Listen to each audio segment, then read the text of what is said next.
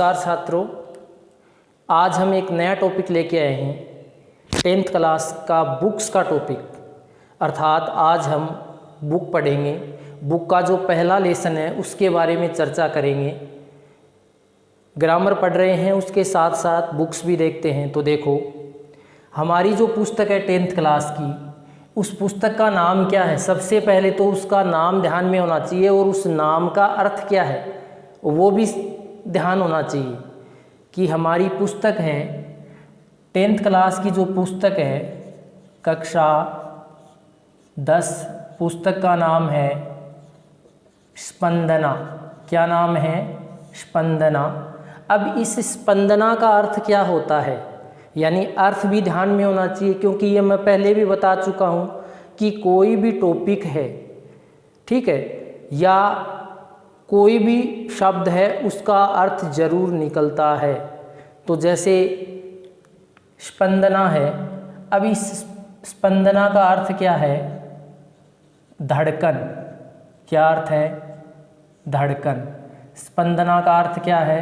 धड़कन, यानी धड़कना।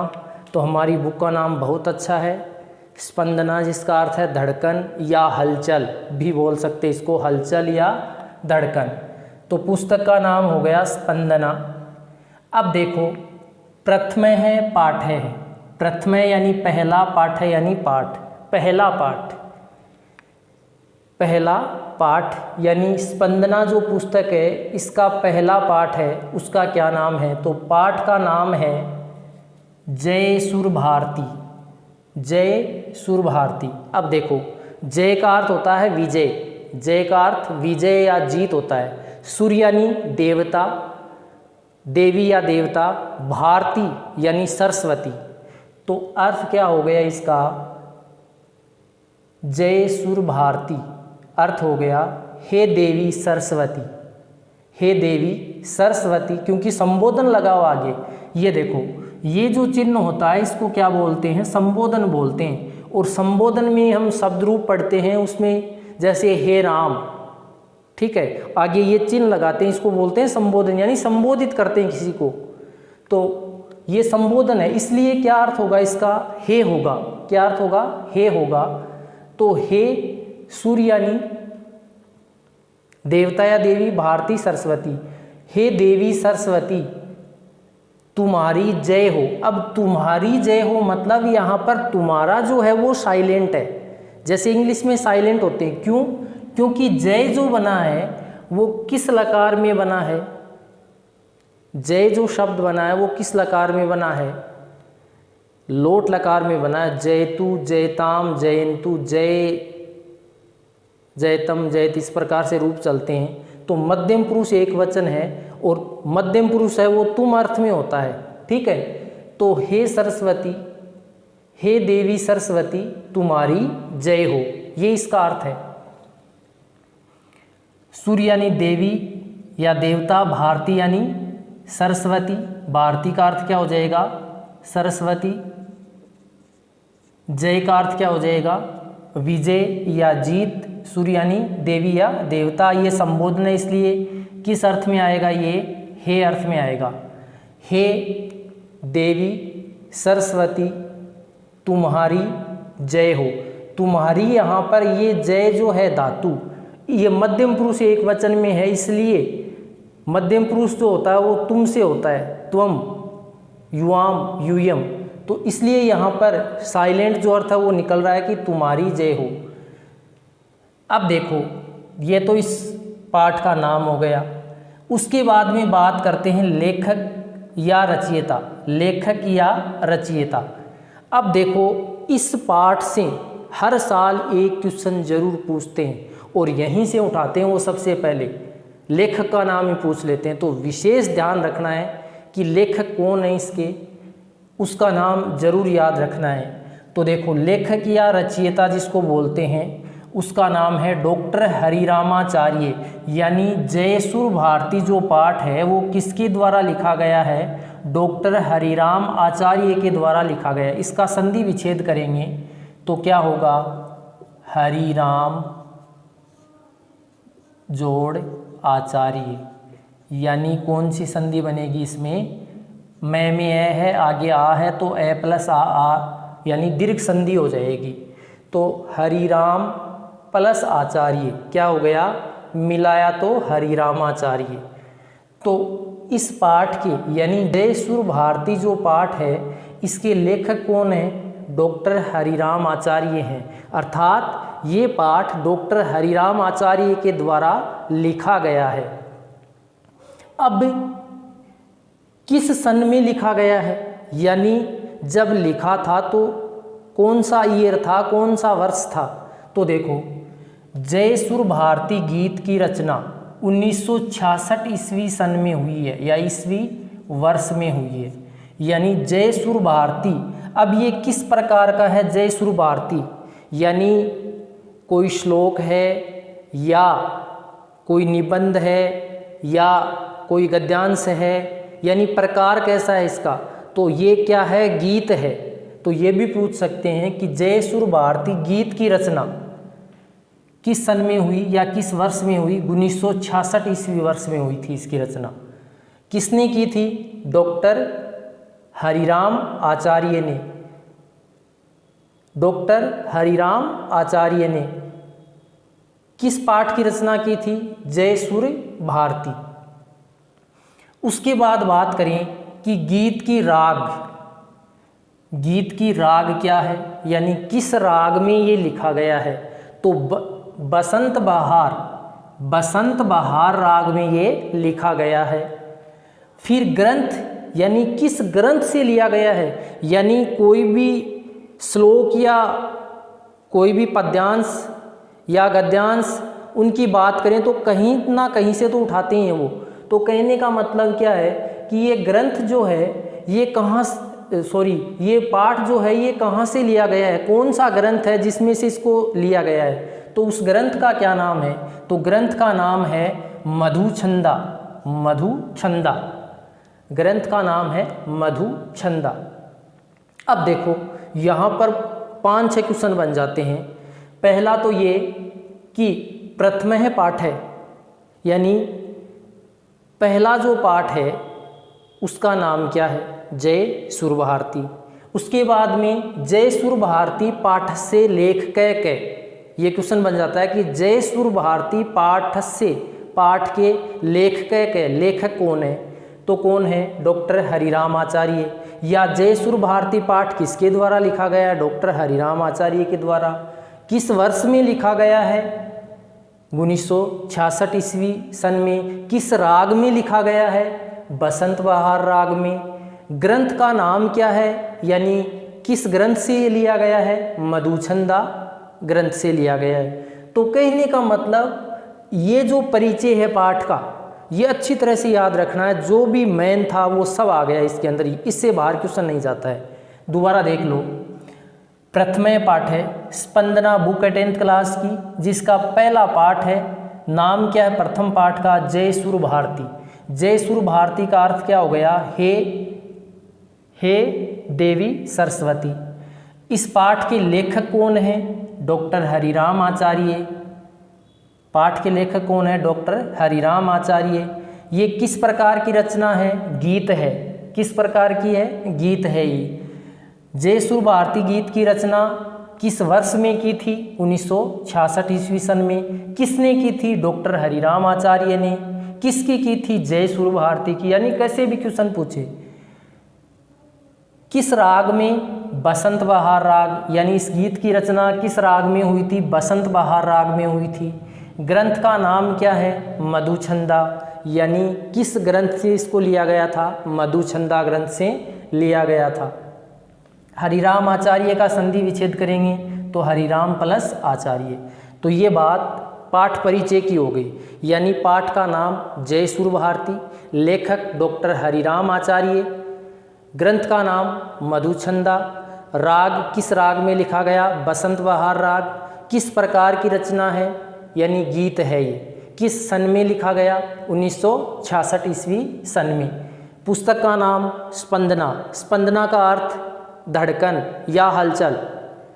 तो ये हो गया इसका परिचय। अब देखो आगे बात करते हैं। इसका पहला ही जो गीत है यानी पहला ही जो श्लोक है उसकी बात करें तो देखो क्या है, जय जय हे भगवती सुर भारती, जय जय हे भगवती सुर भारती, तव चरणौ प्रणमामः, नाद ब्रह्ममयी जय वागीश्वरी, शरणम ते गच्छामः। इस तरह से ये बसंत बहार राग में बोला जाएगा।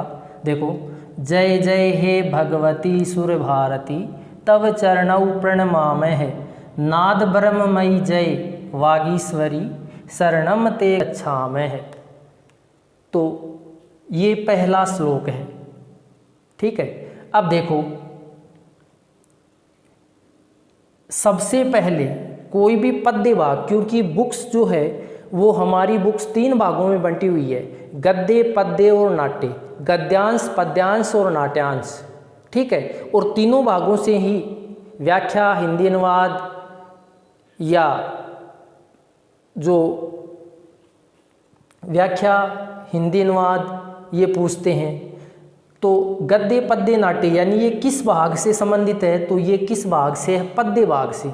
और पद्य कौन सी रचना होती है, पद्य कौन सी रचना होती है, जो श्लोक के रूप में लिखी हुई होती है उसको पद्य बोलते हैं, ठीक है। तो ये पद्य भाग है, ठीक है। तो पद्य भाग से ये लिया गया है, यानी पद्य भाग इसको बोलते हैं। अब सबसे पहले जो पद्य भाग होगा उसमें अन्वय करते हैं, यानी अन्वय का मतलब क्या होता है, देखो अन्वय, अन्वय जो होता है, अन्वय है यानी इसका टुकड़ा करेंगे तो अनु प्लस अय है, यण संधि का उदाहरण हो गया। अब अन्वय का अर्थ क्या होता है, यानी अनु यानी पीछे, ठीक है, यानी पीछे जो कर्म छुटा हुआ है उस कर्म में लिखना, पीछे का जो कर्म छुटा हो उस कर्म में उसको जमाना, क्या है अन्वय। कहने का मतलब है कि ये जो शब्द लिखे हुए हैं आगे पीछे दिए हुए हैं, कर्म से नहीं है ये, और इसको कर्म से लगा लेंगे तो वो क्या हो जाएगा, अन्वय हो जाएगा इसका, ठीक है।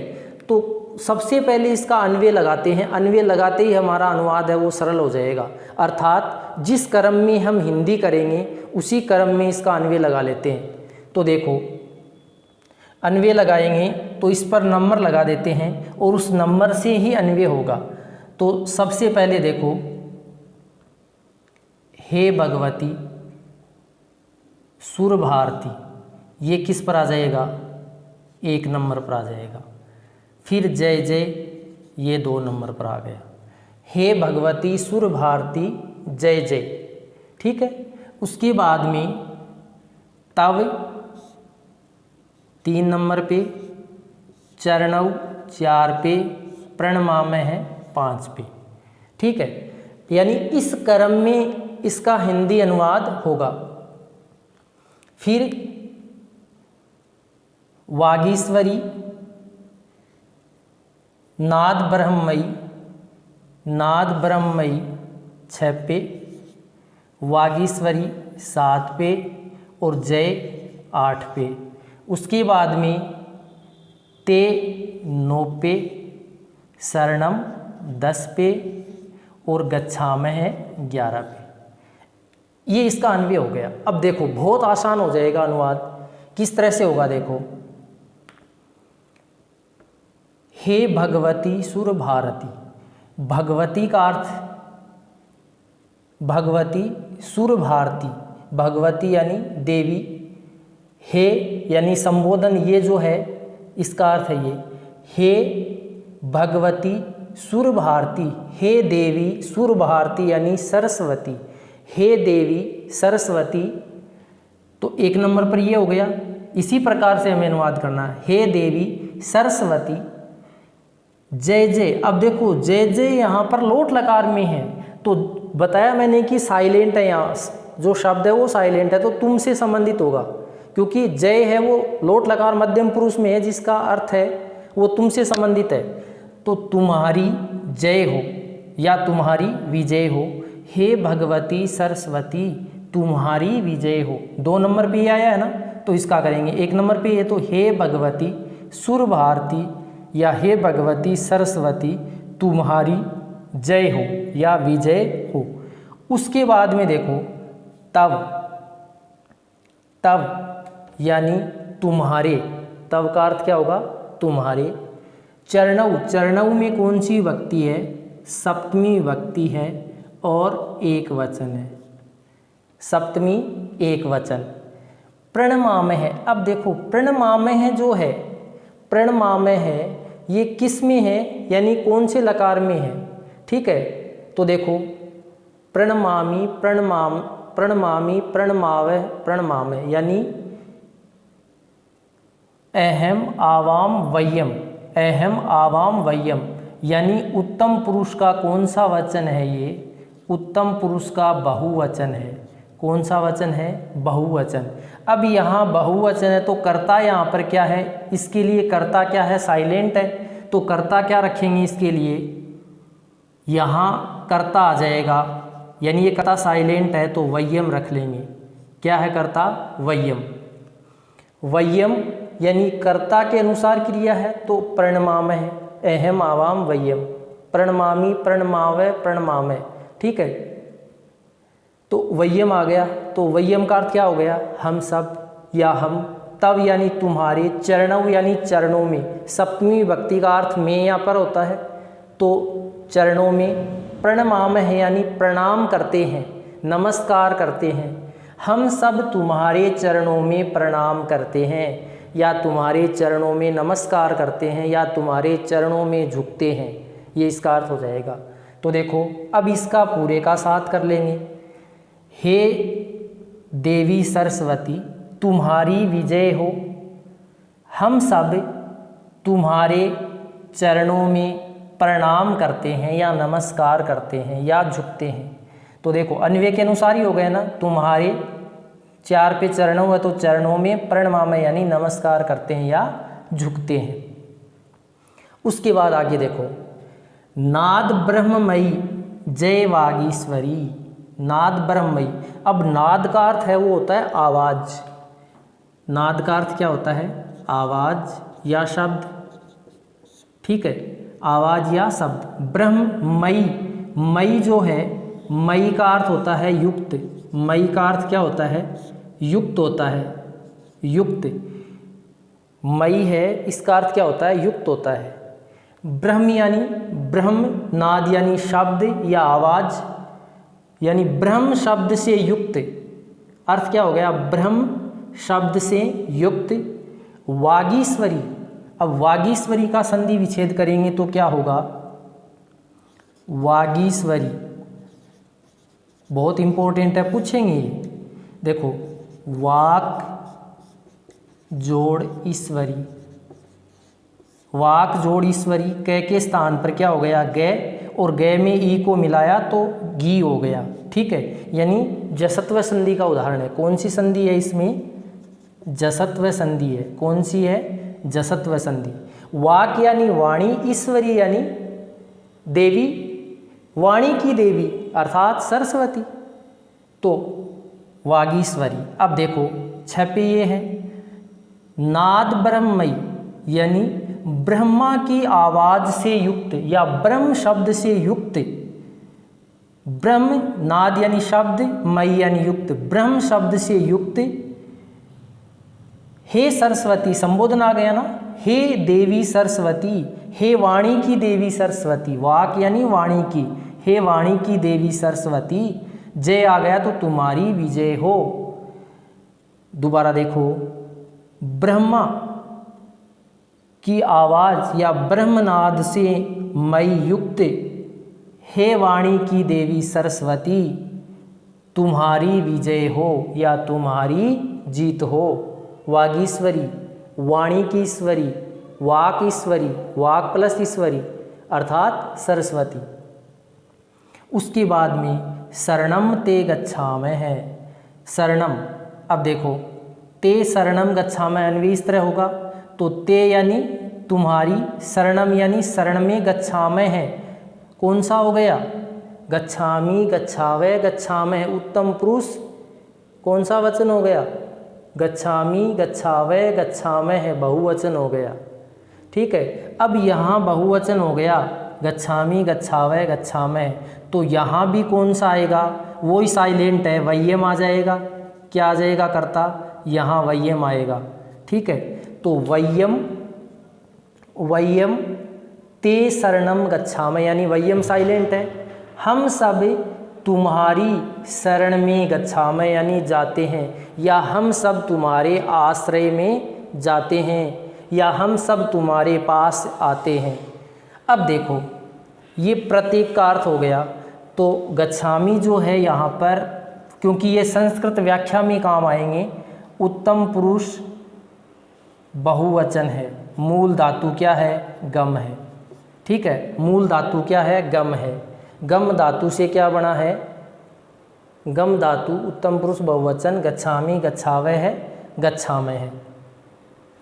अब देखो भावार्थ है वो भी मैंने लिखा है आप कॉपी में करने के लिए कि और आसान हो जाए।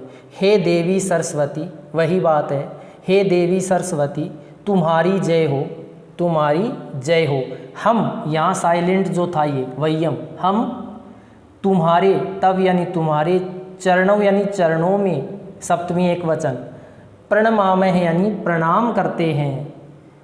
हे शब्द ब्रह्ममयी, हे यानी संबोधन है, तो हे शब्द ब्रह्ममयी या आवाज़ युक्त, या ब्रह्मा की आवाज़ से युक्त, शब्द ब्रह्म से युक्त, वाणी की स्वामिनी, स्वामिनी या देवी, एक ही बात है, स्वामिनी या देवी, वाणी की स्वामी या देवी, सरस्वती तुम्हारी जय हो, तुम्हारी जय हो या विजय हो।